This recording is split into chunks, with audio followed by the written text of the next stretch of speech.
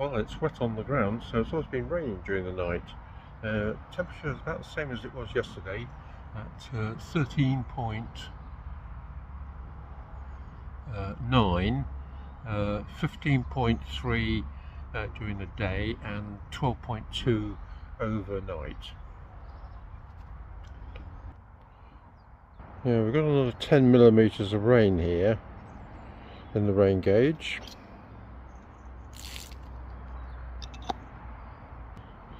Virtually all the leaves are off the tree now.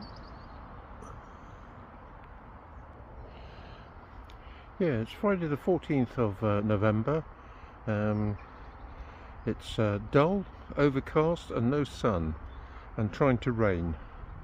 And here we've got some lovely little girls in the tree in the field here.